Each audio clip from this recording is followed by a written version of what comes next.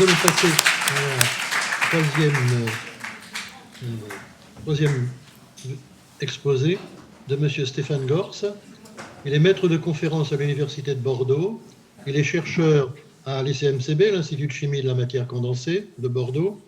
Il a été professeur invité à Wright State University aux États-Unis, ainsi qu'à l'Université libre de Bruxelles.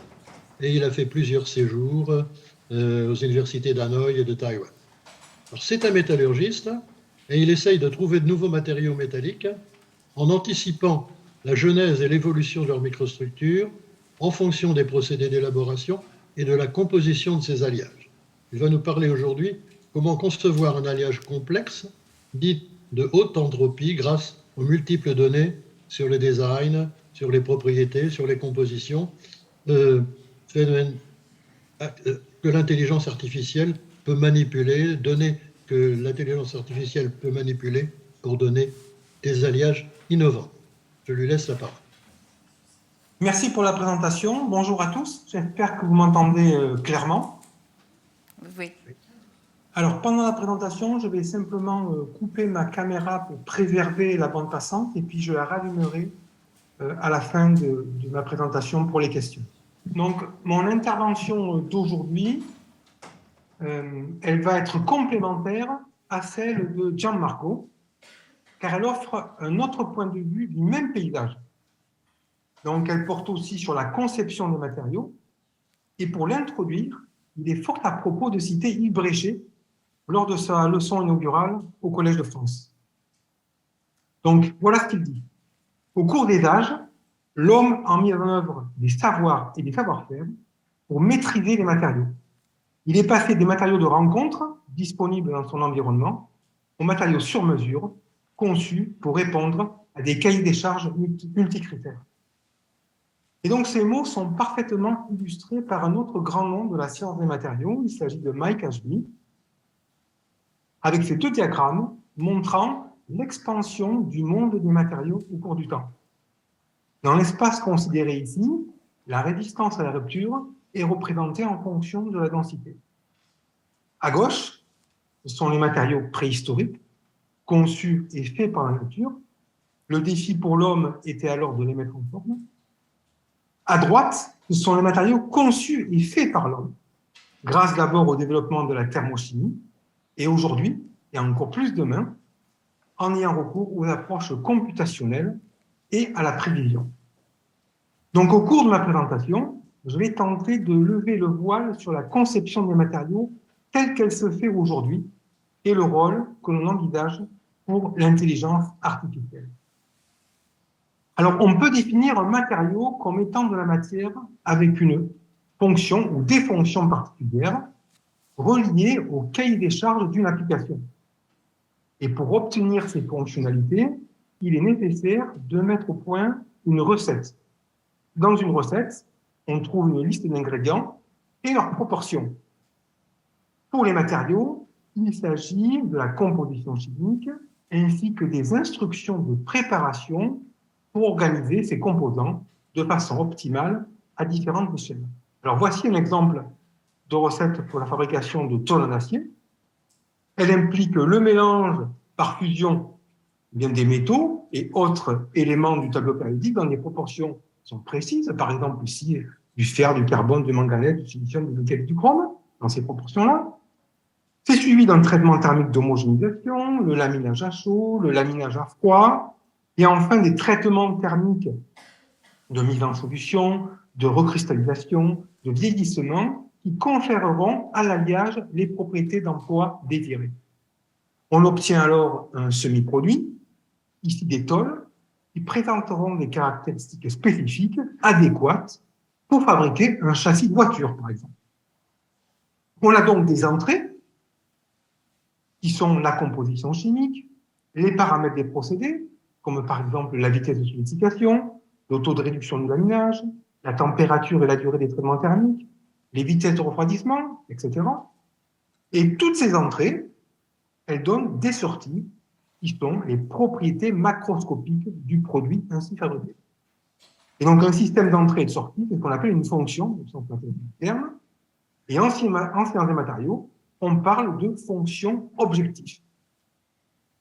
Alors, si je note X, les entrées, et Y, les sorties, il est possible de représenter la fonction objective dans un graphe X, Y. Et la fonction F est la loi naturelle qui relie les entrées X aux sorties Y. Elle est représentée en pointillé vert ici. X et Y sont généralement hyperdimensionnels, mais par commodité, je les présente ici avec une dimension chacune. Si je connaissais F, il me serait possible de calculer la valeur de Y pour n'importe quelle valeur de X. Mais F reste une vérité inaccessible. Nous avons alors trois alternatives. La première, présentée ici, consiste à faire une mesure, à avoir recours à l'expérience. On ne peut pas connaître F, mais on peut l'échantillonner. Ce sont les points en noir ici. Ainsi, pour une valeur de X, on obtient une valeur de Y correspondante. Donc cela implique de fabriquer le matériau avec une composition particulière, dans des conditions particulières, de le tester pour évaluer la propriété Y, puis de mener des investigations pour comprendre les détails du fonctionnement interne donc du matériau, lui conférant la propriété observable. Donc cette expérimentation est le cœur de métier du chercheur en sciences des matériaux en général et du métallurgiste en particulier. Le problème est qu'une telle démarche est longue et coûteuse. Elle n'est pas adaptée à l'immensité des espaces de recherche hyperdimensionnels dans lesquels se cachent les nouveaux matériaux. Et donc, je vais prendre pour exemple les alliages à haute entropie pour illustrer cette difficulté. Donc, l'approche traditionnelle pour concevoir un alliage consiste à sélectionner un métal de base pour ses propriétés primaires et de lui ajouter de petites quantités d'éléments d'alliage pour améliorer ses propriétés primaires et lui conférer des propriétés secondaires. Comme vous pouvez le voir sur cette chronologie, nous avons récemment complexifié la composition des alliages métalliques. Aujourd'hui, un alliage peut contenir jusqu'à 12 éléments d'addition, dont les concentrations sont ajustées précisément.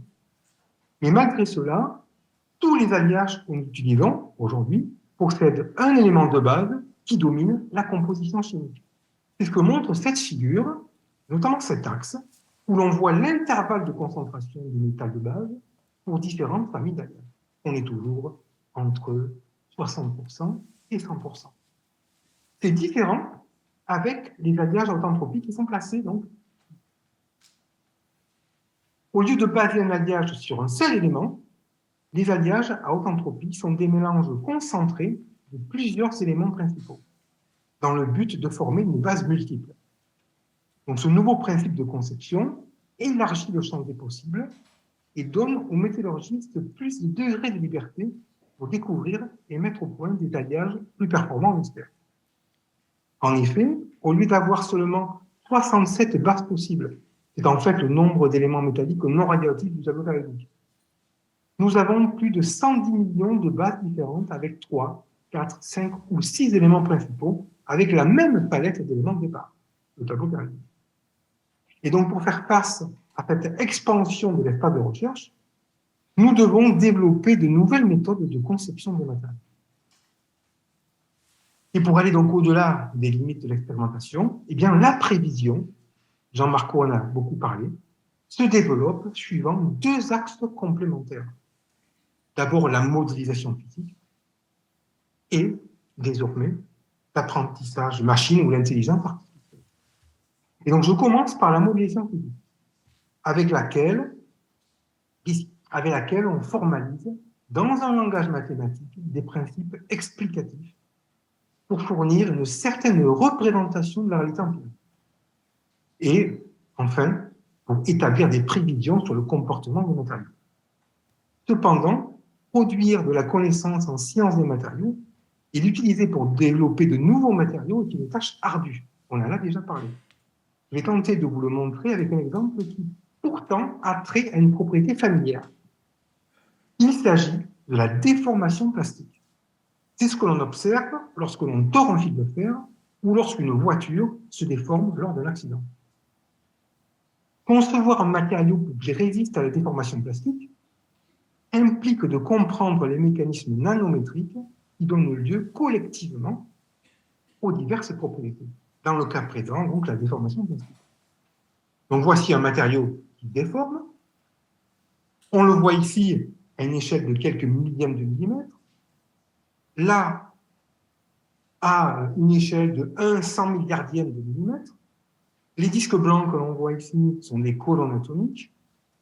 Et on voit un défaut d'empilement des atomes, ici, avec un demi-plan atomique, représenté de façon schématique là. Et la ligne qui borde ce demi-plan est appelée une dislocation. Si l'on pouvait mettre bout à bout ces lignes de dislocation, contenues dans une pièce de 10 centimes, mais cela représenterait 3 fois la distance de la Terre à la Lune. Il y en a donc beaucoup dans un matériau. Et l'on voit ici ces lignes de dislocation qui se déplacent sous l'effet d'une force externe. C'est ainsi qu'elles permettent aux plans atomiques de glisser les uns par rapport aux autres. Ces glissements rendent le matériau ductile. Autrement dit, il se déforme plastiquement lorsque les dislocations sont mobiles. Voilà comment un matériau se déforme à l'échelle donc mésoscopique et microscopique. Donc, pour modéliser ce phénomène physique, donc une propriété relativement simple, vous voyez avec des mécanismes complexes, on doit être capable de quantifier les interactions entre ces défauts portant la déformation plastique, les dislocations, et les caractéristiques internes du matériau à différentes échelles, du subatomique jusqu'au mésoscopique. Il s'agit donc d'une modélisation multi-échelle qui mobilise la chimie quantique, la dynamique moléculaire, la thermodynamique, la cinétique, la mécanique. Alors, je n'ai pas le temps de vous dire plus à ce sujet, mais admettez que c'est un défi considérable que l'on peut rarement relever dans son ensemble. C'est là que l'intelligence artificielle peut venir à notre rescousse. Alors, elle opère de façon très différente. Elle ne rentre pas dans une dynamique explicative des phénomènes physiques. Elle remplace l'abstraction par l'apprentissage à partir de données et la représentation par l'approximation. Et donc, je vais illustrer ce concept en essayant d'ouvrir la boîte noire que représente un réseau de neurones artificiels. Alors, il s'agit d'une technique d'intelligence artificielle très populaire, à la base de l'apprentissage profond. Et l'histoire des réseaux de neurones, elle commence avec la régression paramétrique, comme on voit ici. Elle consiste à utiliser une droite, en rouge, pour représenter des observations, des points noirs. Pour cela, il est nécessaire d'ajuster 2 paramètres, le coefficient directeur de la droite, W, et l'ordonnale logique. Cette méthode ne fonctionne que si les points sont alignés sur une droite. Si les données ressemblent à ça, peu importe la droite que l'on choisit, on obtiendra un mauvais ajustement. Voilà. Donc, c'est un problème car la plupart des phénomènes que l'on souhaite prévoir ne sont pas linéaires. Plutôt que de faire passer une seule ligne droite par ces points, on peut utiliser plusieurs droites. Pour cela, on peut avoir recours à une fonction affine par morceau avec 2 segments linéaires. Par exemple, la fonction relu, qui est représentée ici, elle permet de faire cela. Elle donne x si x est supérieur à 0 et 0 dans le cas contraire. Et en rajoutant des paramètres à cette fonction, vers ici, on peut la translater et la transformer comme le montre cette courbe de maths. Et bien, ceci est un réseau, est un neurone artificiel. Et la fonction relu s'appelle une fonction d'activation. Et les paramètres de régression, W et B, sont appelés les points et les biais. Alors, on peut combiner plusieurs neurones en calculant leur somme, et on peut voir que le graphe de la somme des 2 neurones, eh bien, elle donne 3 segments linéaires. Alors, évidemment, on ne va pas s'arrêter là. Si on a besoin de plus de segments pour ajouter des observations, eh il suffit d'augmenter le nombre de neurones. Et donc, un réseau de neurones, représenté de façon schématique, est en général composé d'une succession de couches dont chacune prend ses entrées sur les sorties de la précédente et dont les neurones d'une couche sont reliés à la totalité des neurones des couches adjacentes.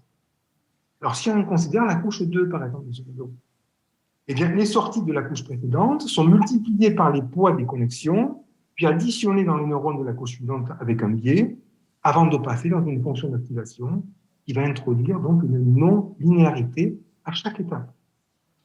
C'est ce qui est représenté par cette fonction-là. Donc, en résumé, le réseau de neurones est une fonction complexe qui prend des entrées, qui donne des sorties et qui implique d'itérer une multitude de produits matriciels dans une fonction d'activation.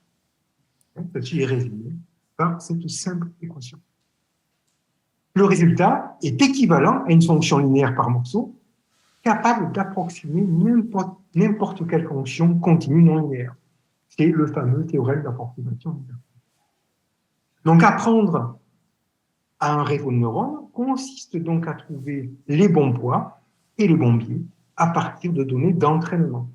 Autrement dit, on peut voir un réseau de neurones comme une boîte avec des curseurs, et lorsqu'on présente des données d'entraînement en entrée, l'algorithme d'apprentissage va ajuster les curseurs, c'est-à-dire les poids et les biais, pour approximer au plus près des données.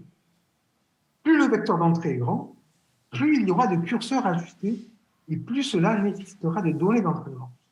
Par exemple, dans le système que l'on utilise actuellement dans la reconnaissance d'images ou de texte, pour générer des images comme Midjourney ou du texte comme le ChatGPT, il y a plusieurs centaines de millions de curseurs, voire des milliards à ajuster. Et pour cela, il existe des milliards de données d'entraînement. Alors, hélas, comme l'a dit Gianmarco, en sciences des matériaux, les jeux de données sont beaucoup plus petits que ça. Et cela pose plusieurs problèmes qui limitent la performance des algorithmes d'intelligence artificielle en sciences des matériaux. Alors, je vais parler du premier problème. Donc, le premier problème rencontré est celui de la généralisation, c'est-à-dire la capacité du modèle d'apprentissage à faire des prédictions correctes sur des données qu'il n'a pas encore vues pendant l'entraînement, mais qui sont similaires aux données d'entraînement.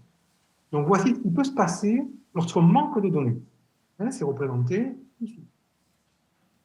Si la fonction inconnue, donc en vert, n'est pas suffisamment échantillonnée, alors l'approximation, faite par le réseau de neurones, par exemple, en rouge, elle sera éloignée de la réalité. Et la prévision sera complètement erronée.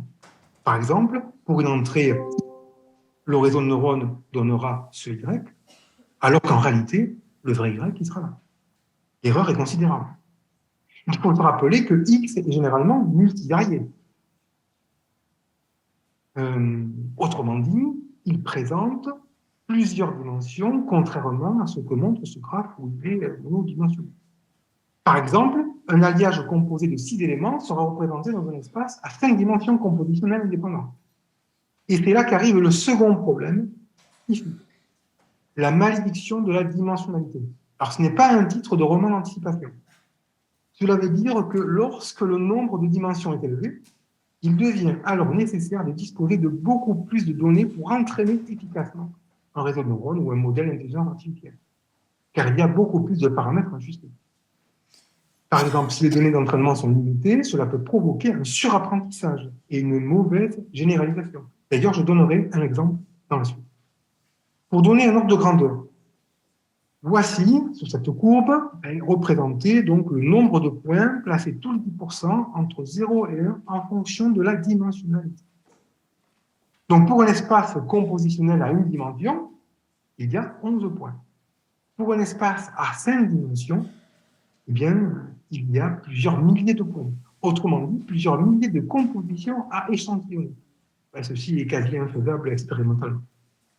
Enfin, troisième problème, rencontré lors de l'extrapolation. Donc, l'extrapolation, c'est le processus de faire des prévisions en dehors de la plage de valeurs observées dans les données d'entraînement. Lorsqu'un modèle d'intelligence artificielle extrapole, il produit généralement des prédictions qui sont erronées ou incohérentes, car il n'a pas vu suffisamment de données similaires à celles qu'il prédit. Par exemple, au-delà de ce point, le réseau de neurones va prolonger la tendance, alors que la vraie fonction ressemble à ça. Vous voyez, ça n'a rien à voir. Et donc, maintenant que les concepts ont été abordés, je vais utiliser 3 exemples pour illustrer le jeu de rôle entre l'expérimentation, la modélisation physique et l'intelligence artificielle en sciences des matériaux. Donc, dans le premier, la modélisation physique fait mieux que l'intelligence artificielle. Dans le second, l'intelligence artificielle couplée à l'expérimentation fait mieux que la modélisation physique. Et dans le troisième, l'intelligence artificielle permet de prendre en compte des critères éthiques et environnementaux dans la conception d'évaluation. Alors, voilà le premier exemple sur l'intérêt de la modélisation physique par rapport à l'intelligence artificielle. Donc, nous regardons ici l'évolution de la température de fusion d'alliage binaire. Il s'agit d'une propriété très sensible à la composition chimique. Par exemple, dans les trois diagrammes que je vous montre ici, vous voyez que le cuivre pur fond à 1085 degrés, mais voici comment varient les températures de début et de fin, représentées donc en jaune et en bleu, lorsqu'il est allié à du manganèse, ou ici à du vanadium, ou là à du zinc. Dans un cas, la température, elle diminue, puis augmente. Dans l'autre, elle augmente, puis diminue, et puis augmente. Et puis dans le troisième exemple, elle ne fait que diminuer. Et donc, pour expliquer l'évolution des températures de fusion en fonction de la composition chimique, il est inutile d'avoir recours à l'intelligence artificielle, car les modèles basés sur les principes thermodynamiques font très bien le job. Alors voilà à quoi ça ressemble.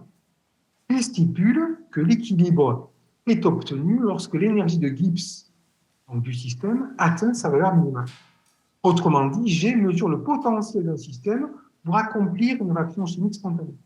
Et comme on le voit ici, cette équation, les propriétés du système à l'équilibre sont des fonctions des propriétés des phases individuelles. Et voici l'expression mathématique de l'énergie libre de Gibbs molaire d'une solution solide désordonnée. Donc on composait inorganique, multiconstituant dans ce cas-là, en fonction de la composition chimique et de la température. Il faut bien comprendre que le choix de cette expression mathématique n'est pas arbitraire. Et sa forme reflète autant que possible la physique essentielle du problème. Autrement dit, certains de ces paramètres d'ajustement ont une signification physique et leurs valeurs dérivées pourront être vérifiées par rapport aux informations expérimentales connues. Il s'agit notamment de l'enthalpie et de l'entropie, tandis que d'autres ne sont que des formules d'ajustement de la courbe à utiliser pour décrire de petits écarts entre le modèle et la réalité empirique. Et donc c'est pourquoi les paramètres phénoménologiques, ici en bleu dans cette équation, sont obtenus par régression à partir de données expérimentales et stockés dans une base de données que l'on peut interroger numériquement pour calculer les propriétés thermodynamiques du système, notamment les diagrammes de phase. Donc voilà ce que ça donne. L'avantage de cette approche, elle réside dans son caractère explicatif des observations, dans sa capacité d'extrapolation. C'est ce que l'on voit ici, où le modèle donc, reproduit les événements thermiques observés, bleu et en jaune, mais aussi prolonge les domaines de phase en dessous de la température des fusions, et même dans une dimension supérieure, comme ici, avec les nappes liquidus dans un diagramme ternaire constitué de 3 minutes. Donc, les extrapolations fournies par des modèles basés sur une vie historique solide aboutissent généralement à de meilleures descriptions de régions non couvertes par les données expérimentales que les extrapolations réalisées à l'aide de formules d'ajustement de courbes, comme le font les réseaux de neurones par exemple. Donc, voilà pour mon premier exemple. Dans le deuxième exemple, cette fois-ci, je vais mettre en évidence l'intérêt de l'IA. Donc, il concerne une étude ayant pour objectif la conception de nouvel alliage à haute entropie résistant à l'oxydation à haute température. Donc, la palette d'éléments avec laquelle nous travaillons, elle est constituée de titane, de vanadium, de chrome, de zirconium, de niobium, de molybdène, d'hafnium, de tantale, de tungstène et d'aluminium. Les entrées sont donc les fractions molaires de ces éléments. La sortie que nous utilisons pour évaluer la résistance à l'oxydation et la prise de masse lors d'un traitement thermique sous air. Et l'objectif, ici, est de trouver la combinaison d'éléments et leurs proportions pour minimiser la prise de masse donc, sous air à 1000 degrés. Alors, pourquoi a-t-on une prise de masse? Eh bien, parce qu'à haute température, l'oxygène diffuse dans l'alliage et forme à sa surface une couche constituée de plusieurs oxydes. Lorsque cette couche est étanche et adhésive, elle protège le métal. Dans le cas contraire, l'oxydation progresse, ce qui se traduit par une prise de masse. Et donc, modéliser les phénomènes en jeu lors de l'oxydation est un défi considérable, bien plus complexe que de prévoir une température de fusion, comme tout à l'heure. Et donc, pour les raisons qui sont juste évoquées ici, mais que je n'ai pas le temps de détailler. Donc, par conséquent, nous devons trouver le minimum d'une fonction qui est inconnue. Alors, la fonction objectif inconnue, c'est une boîte noire que l'on peut seulement échantillonner, comme je l'ai dit précédemment, en préparant des alliages et en mesurant leur prise de masse lorsqu'ils sont exposés à 1000 degrés sous air pendant une certaine durée. C'est ce que l'on voit ici, avant oxydation, voilà le bout de métal avant oxydation, et puis après oxydation. Donc, en compilant nos données et celles de la littérature, le jeu de données est environ 200 compositions d'alliages pour lesquelles nous connaissons la prise de masse en fonction de la température et de la durée d'exposition. Cela représente un très petit jeu, un très petit échantillon, en comparaison du nombre d'alliages possibles dans cet espace compositionnel de 10 éléments. Il y en a plus de 10 millions avec un pack compositionnel de 5%. Donc c'est 200 versus 10 millions. Pour vous donner une idée, c'est comme essayer de reconstituer cette image de 1920 pixels par 1080 pixels avec seulement, en ne connaissant seulement que 4 petits pixels. Alors on peut toujours essayer d'entraîner un réseau de neurones ou une forêt d'arbres de décision sur un petit jeu de données comme ça. C'est ce que j'ai fait ici. Le but de la phase d'apprentissage, elle consiste à concevoir et à entraîner un modèle à partir de données existantes. On l'amène alors progressivement à établir des relations entre des caractéristiques descriptives et des étiquettes. Et dans le cas présent, là, qui nous intéresse, eh bien, le jeu de données comporte donc 200 observations, je l'ai déjà dit. Les caractéristiques descriptives sont les fractions atomiques des constituants élémentaires, des alliages, et il y a une seule étiquette, une seule sortie, c'est la prise de main. Donc, en principe, on divise le jeu de données en un jeu d'apprentissage, utilisé pour construire le modèle, et un jeu de test que le modèle ne verra jamais pendant son apprentissage. Et puis, l'évaluation des prévisions du modèle sera alors effectuée sur le jeu de test, il n'a jamais dit, en utilisant différentes méthodes de métrique pour la régression. Donc, par exemple, le MAP, il y a l'erreur absolue moyenne en pourcentage, le RMSE, il y a la racine carrée de l'erreur quadratique moyenne, ou le 2, qui est le coefficient de corrélation. Donc, comme il est possible de diviser de multiples façons les données en un jeu d'entraînement et un jeu de test, par exemple, j'ai fait 50 fois différemment ici, on peut construire une multitude de modèles différents et tester leur prévision. Alors, voilà ce que ça donne sur un seul modèle.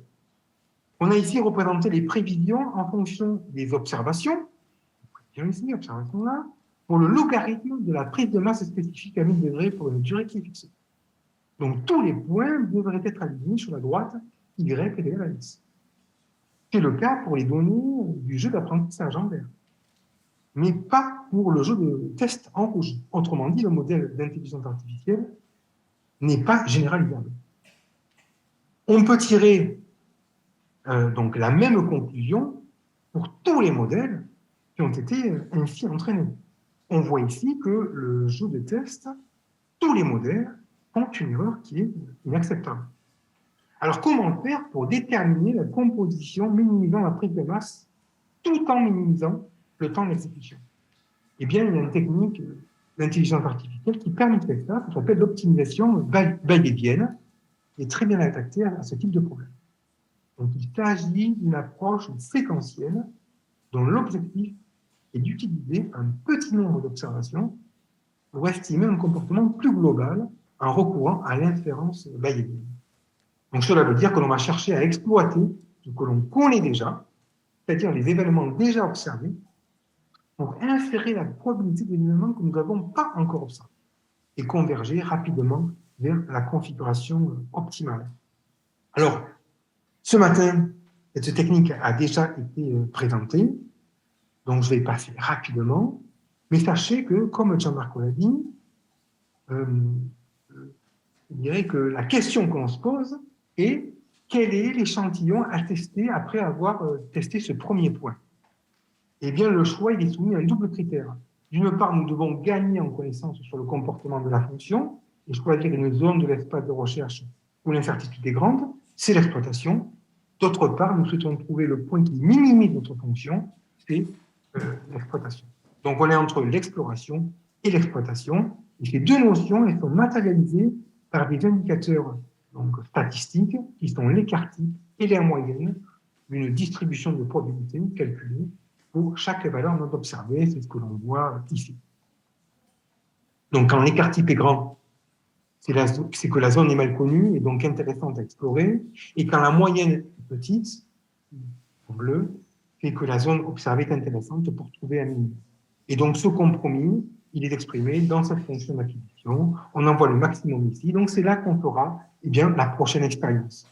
Et on va boucler, comme ça, plusieurs fois, jusqu'à converger vers la solution optimale. Alors, voilà ce que ça donne concrètement. Et ce que je vous présente ici, c'est un exemple de succès de cette approche mise en œuvre sur une problématique très similaire à celle que je vous ai présentée. Donc la palette élémentaire, elle diffère un tout petit peu. Vous voyez que l'aluminium était remplacé par le rhélium et le ruthénium, tandis que la fonction objective fait la résistance à l'oxydation. Et en plus également, dans cette étude, deux propriétés ont été considérées en plus. Donc l'arrêt, il s'agit donc de la ductilité et de la stabilité. Donc il s'agit d'une étude américaine réalisée avec le concours de l'Air Force. Elle a impliqué 12 chercheurs et ingénieurs pendant 3 ans, avec un financement de 4 millions de dollars.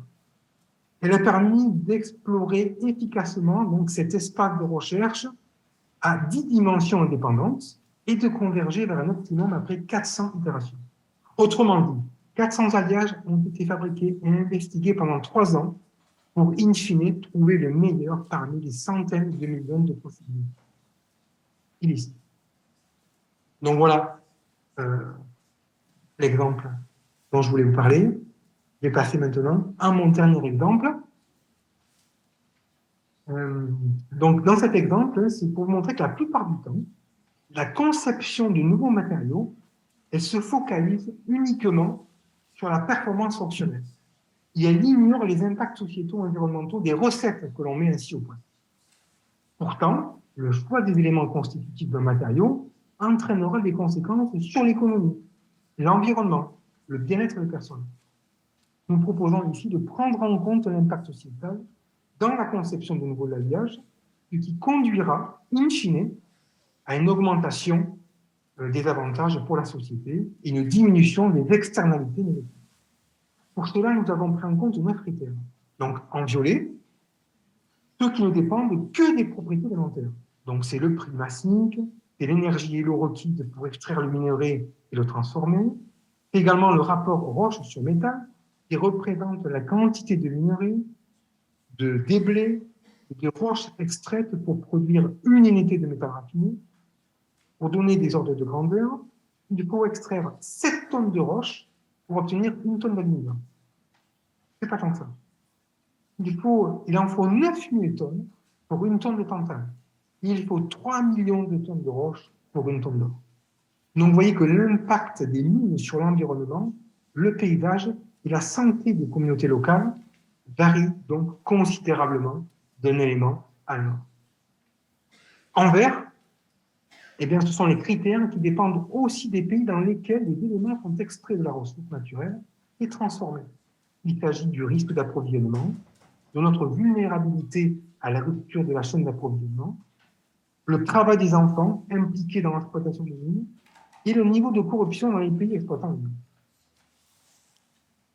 Pour calculer tous ces critères, pour toute composition d'alliage, il est nécessaire de connaître les propriétés de chaque élément, la distribution géographique de leur production et les indices quantitatifs de gouvernance, de responsabilité sociétale, de compétitivité durable de chaque pays où le minerai est extrait et transformé. Pour cela, nous avons recours aux données disponibles provenant de différentes sources, incluant la littérature scientifique, des organisations internationales, des think tanks ou des institutions gouvernementales ou internationales. Quand on applique ces données, et dans le cas présent, cela représente plus de 15 000 valeurs, il est facile de calculer les sorties, c'est-à-dire les 9 impacts dont je viens de vous parler, en fonction de la composition. En effet, les fonctions objectifs, dans le cas présent, elles sont connues. Il s'agit des moyennes arithmétiques pondérées et de produits de probabilité. Cependant, environ 10% des données requises étaient manquantes. Et c'est avec des modèles d'intelligence artificielle que nous les avons inférés à partir de données connues en exploitant notamment les corrélations entre les différentes entrées. C'est ce qui illustre ces deux matrices pour les éléments, ici, pour les pays, là. Le rouge indique une corrélation positive entre les entrées, le bleu une corrélation négative et le blanc l'absence de corrélation. Par exemple, on peut voir ici une corrélation positive entre, oui c'est très rouge, entre donc, l'empreinte carbone, c'est-à-dire les émissions de CO2 liées à la fabrication d'un métal, et l'énergie donc qui est dépensée pour l'extraction de la ressource et la conversion du minerai en métal. Là, on voit une corrélation négative, donc elle était positive tout à l'heure, négative ici, entre le contrôle de la corruption et puis le travail des enfants. Et donc, à partir de là, nous avons examiné le potentiel des alliages à entropie pour remplacer certains alliages existants. C'est ce qui est représenté ici. Voici un aperçu des résultats pour les super-alliages gaz-nickel utilisés dans l'aéronautique pour des applications impliquant une température élevée, qui sont représentées là, et pour 223 compositions d'alliages en entropie qui sont des candidats de substitution. Chaque alliage est représenté par un disque dont la taille, la couleur et la des impacts. Pour faire simple, plus le disque est gros, rouge et haut, plus l'impact est fort. Donc les points représentant les alliages en entropie sont tracés en fonction de l'objectif ambitieux d'atteindre une fenêtre d'approvisionnement aux alentours, donc une fenêtre de fonctionnement aux alentours de 1200 degrés, soit 100 degrés au-dessus de la limite de température actuelle des meilleurs superalliages à base de nickel utilisés dans une boîte de turbine. On voit au cours des 5 dernières décennies, on a assisté à une augmentation progressive de la capacité des superalliages à base de nickel à supporter des températures de fonctionnement toujours plus élevées. Cela a contribué évidemment à améliorer considérablement l'efficacité du moteur à réaction. Mais il est clair que cela s'est accompagné d'une augmentation de l'impact sociétal sur un grand nombre des indicateurs que nous avons considérés, et notamment le prix, comme on le voit ici, l'énergie, comme on le voit là, la quantité d'eau, les disques sont plus gros, l'impact également sur l'environnement, ils sont plus rouges, et l'impact sur la santé. Donc la performance, on le voit ici, a clairement un coût. On constate aussi que pour les alliages en entropie, il existe une variation considérable des valeurs d'indice. Pour ces alliages-là, on peut avoir des petits disques ou des gros. On peut avoir des disques bleus, des disques rouges. Ils peuvent être en position basse ou en position haute. Cela représente une grande marge de manœuvre pour minimiser l'impact négatif des choix de composition sur la société. Et donc, l'inverse est également possible. Des analyses comme celle-ci ne sont pas prises en compte dès le début du processus de développement. Et donc, j'en arrive maintenant à ma conclusion. Et donc, pour conclure, et cela a été brillamment montré par les 2 précédents conférenciers, je crois qu'on peut dire que l'intelligence artificielle est un outil prometteur pour aider à résoudre ce problème complexe en sciences et mathématiques, notamment par sa capacité à convertir les données disponibles en ressources. On peut rajouter qu'elle revêt tout son intérêt lorsqu'elle est utilisée en conjonction avec les autres méthodes que j'ai présentées, l'expérimentation et puis la modélisation physique. Et d'ailleurs, on peut à ce propos imaginer bien des articulations entre expérimentation, modélisation physique et intelligence artificielle.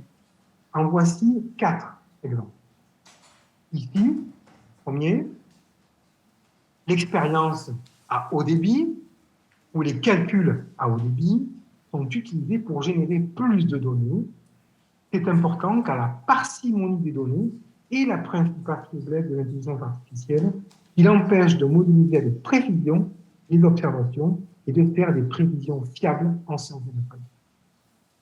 Deuxième articulation possible, donc ici, les calculs et l'expérience sont utilisés de façon séquentielle pour entraîner une intelligence artificielle.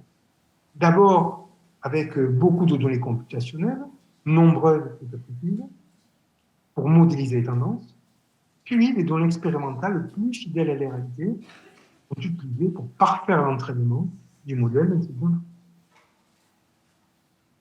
Donc, j'ai déjà parlé de la troisième articulation avec donc, Thomas Bayes, qui rentre dans la boucle. Et puis, dans la quatrième articulation, l'idée est de tirer parti des avantages de plusieurs modèles pour résoudre le même problème de manière plus efficace. Chacun de ces modèles peut avoir des niveaux différents de complexité, de précision et de coût en termes de temps et de ressources pour produire une solution. Par exemple, un modèle physique peut être utilisé pour une prédiction grossière, tandis qu'un modèle d'intelligence artificielle corrigera la prédiction en la comparant aux données expérimentales connues. Et donc voilà ce que je voulais vous raconter aujourd'hui. Je vous remercie pour votre attention. Je remercie également donc la Maison de la Chimie qui m'a proposé de faire cette intervention. Et enfin, je remercie les collègues qui sont listés ci-dessous, avec lesquels j'échange depuis plusieurs années, qui donc contribuent à nourrir mes réflexions. Voilà, merci.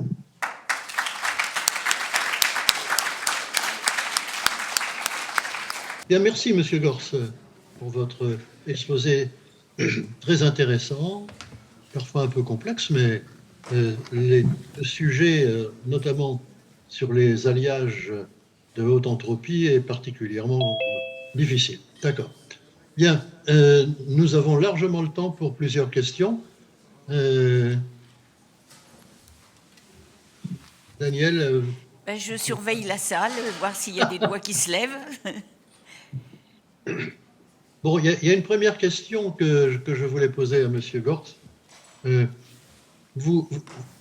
Au-delà je dirais, des contraintes physico-chimiques, vous y ajoutez également des contraintes, je dirais, géopolitiques, environnementales et éthiques.